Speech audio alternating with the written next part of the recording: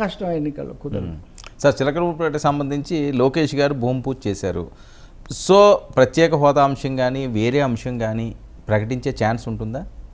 ఉందా? అటువంటి ఛాన్స్ ఉంటే ఇప్పటికి ఏమీ లేదు. ఏమీ లేకుండా మరి ఏమీ లేని దానికి ఇన్ని కథలు సృష్టించగలిగిన చాలా ఆరితేరినటువంటి మీడియా సాధనాలు అలాంటి నిపుణులు ఉన్న ఒక కూటమి ఇంతవరకు సూచనగా కూడా ఆ మాట చెప్పలేదంటే మీకు ఏమర్థమవుతుంది? ఇప్పుడు కనుక హోదా ప్రకటిస్తే ఇంతకాలం చేసింది బూటకం అని అర్థమవుతుంది. అవును, ఇప్పుడు ఇచ్చింది కూడా ఎన్నికల కోసమే కానీ నిజం కాదని జనం అనే ఒక పరిస్థితి వస్తుంది. ఇన్నాళ్ళు నిద్రపోయారని అడుగుతారు. మరి అలా ఏం చెప్తారండి? అందుకే రాష్ట్ర అభివృద్ధి to the best of our capacities under the dynamic leadership ఒకటే స్లోగన్.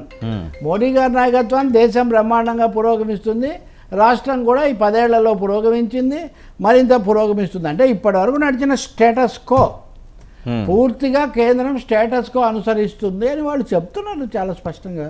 మీకు అవి మీరు వాళ్ళ భాష కూడా వాళ్ళ యూసేజ్ కూడా అట్లాగే ఉంది ఏమాత్రం.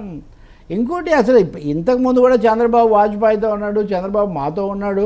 అసలు చంద్రబాబుకి ఏం వ్యక్తిత్వం లేదు ఆ ప్రకటన ప్రకారం. ఆయన పూర్తిగా ఎన్డీఏలో మా నాయకత్వంలో ఉన్నాడు.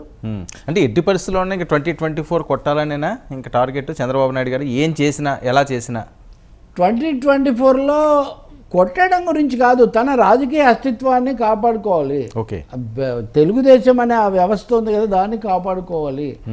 వారసుడి కోసం, వారసుడి కోసము వారసులు ఇంకా చాలా మంది ఉండొచ్చు కదా ఆ వ్యవస్థకు సంబంధించిన వాళ్ళు. లోకేష్ సహజంగా నాయకుడు కదా, ఈయన జాతీయ అధ్యక్షుడు, ఆయన జాతీయ ప్రధాన కార్యదర్శి. ఇంకా రెండో అభిప్రాయం ఏముంది? అందుకని నిన్న నేను చెప్పిన దాన్ని కొంతమంది సరిగ్గా అర్థం, నిజానికి ట్రోల్స్ అని మనం మాట్లాడాము. 150 మంది ట్రోల్స్ పెట్టారు. మనం చర్చించిన దాని మీద ఎంత అసహ్యకరంగా ట్రోల్స్ పెట్టారంటే ఒక ప్రాణం పోయిన తర్వాత కూడా చేయలేదని. అదే పద్ధతిలో మీరు ఏం చెప్తున్నారు? అది ఇండియా టుడేలో సుధీర్ స్పష్టంగా రాశాడు. In case Jagan returns to power not to be prosecuted arrested again as it happened earlier, Chandrababu Naidu is taking all the అవును అని ఆయన రాసేది. రాసింది చెప్తే దానికి కూడా అంటే థింకింగ్ అలా ఉంది. ఇప్పుడు ఒక జోగయ్య ఒకటి రాస్తాడండి, ఇప్పుడు సుధీర్ ఒకటి రాస్తాడండి, ఇండియన్ ఎక్స్ప్రెస్ ఎడిటోరియల్ ఒకటి రాస్తుందండి, వర్మ ఒకటి చర్చిస్తాడండి. ఇవన్నీ రిఫ్లెక్షన్స్ కదా ప్రజల్లో ఉన్న భావాలు. అందుకని